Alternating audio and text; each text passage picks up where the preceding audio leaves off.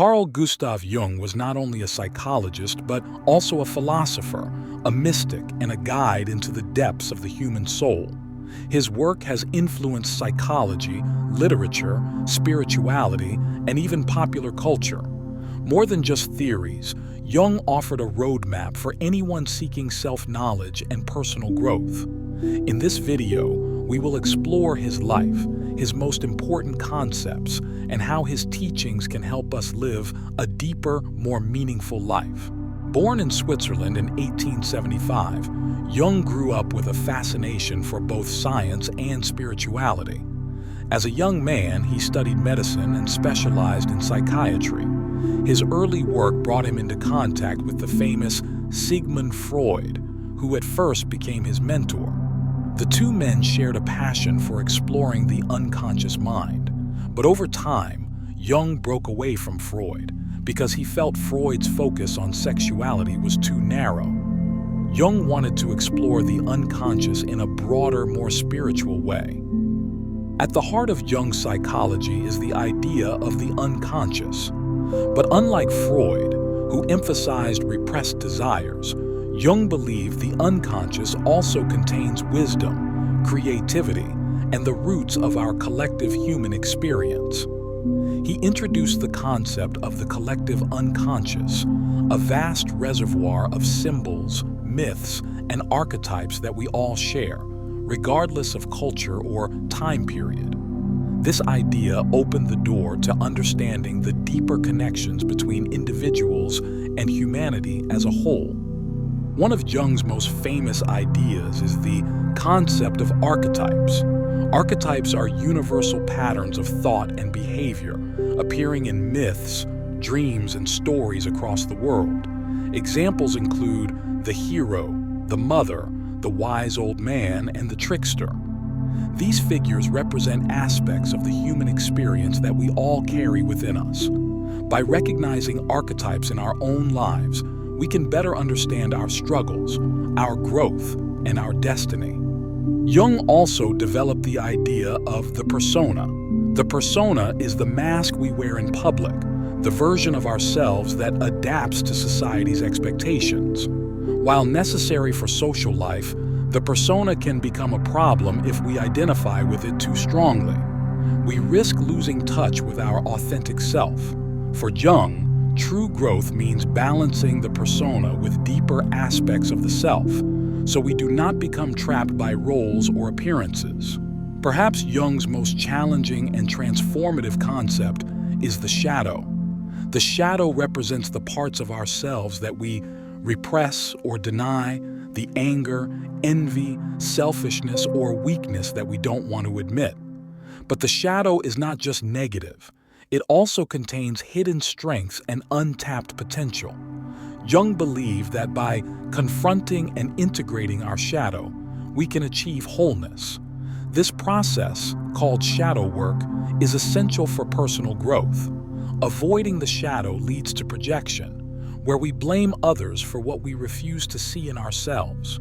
Another key idea is individuation, which Jung described as the lifelong process of becoming our true self. Individuation is not about perfection, but about integration, bringing together the conscious and unconscious, the light and the shadow, the rational and the intuitive. Through individuation, we become whole, unique individuals, living in harmony with our inner nature. Jung saw this as the ultimate goal of human development. Dreams played an important role in Jung's practice. He saw dreams as messages from the unconscious, guiding us toward balance and self-knowledge. Unlike Freud, who often interpreted dreams in terms of repressed desires, Jung believed they contained symbols pointing to deeper truths.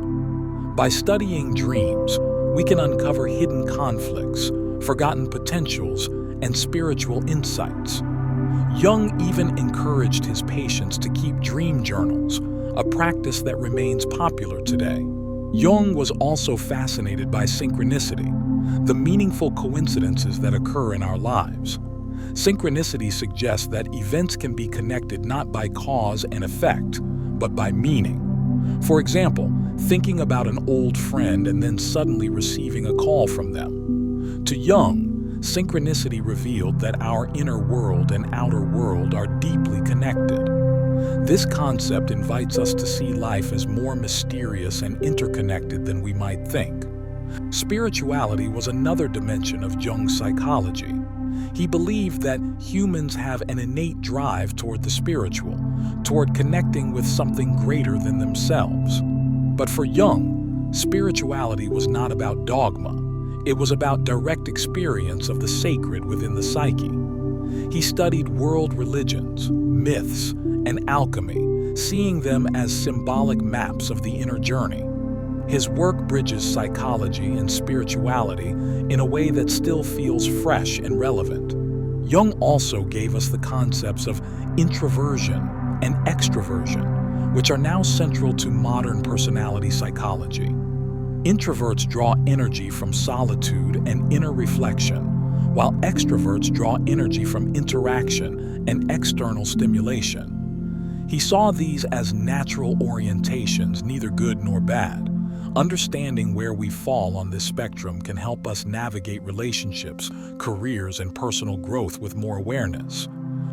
One of Jung's insights that resonates strongly today is the idea of the self as a symbol of wholeness.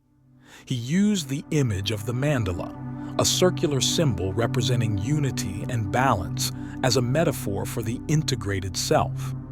The mandala appears in many cultures, and Jung believed its presence across traditions reflected a universal human drive toward wholeness. Creating or meditating on mandalas can be a way of connecting with the deeper self. Let us pause and reflect. How often do we confront our own shadow? How often do we listen to the messages in our dreams? Jung challenges us to turn inward, to explore the unconscious, and to integrate what we find there. This journey is not easy, but it is rewarding. By facing the darkness within, we discover light. By embracing our complexity, we find authenticity. Jung also warned against mass conformity. He observed that modern society pressures individuals to conform to collective norms, which can stifle personal growth.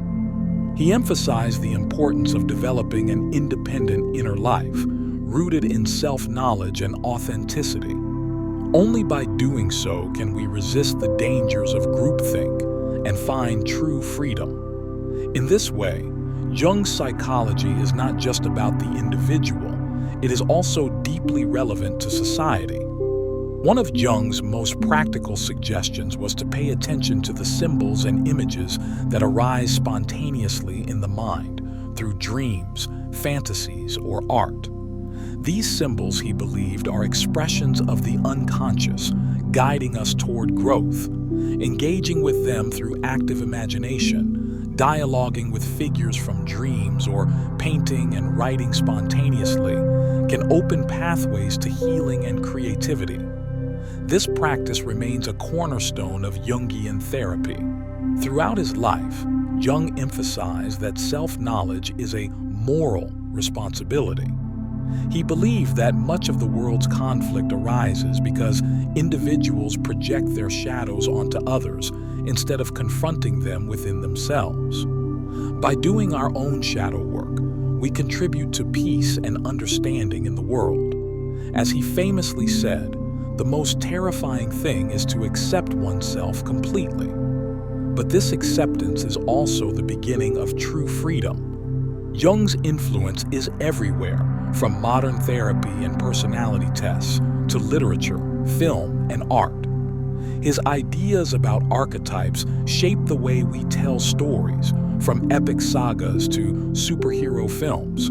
His insights into the unconscious continue to inspire psychologists, spiritual seekers, and creatives of all kinds. His work remains alive because it speaks to something timeless in the human condition, the search for meaning, wholeness, and transformation. So, what can we learn from Carl Jung today? First, that the unconscious is not an enemy to fear, but a partner in growth. Second, that confronting our shadow is the key to authenticity. Third, that individuation is a lifelong journey requiring patience, courage, and self-honesty. And finally, that symbols, dreams, and synchronicities are invitations to connect with deeper layers of reality. His message is clear. By turning inward, we discover the path to becoming fully human. As we close this exploration of Jung's wisdom, let us remember that his teachings are not meant to stay in books or theories.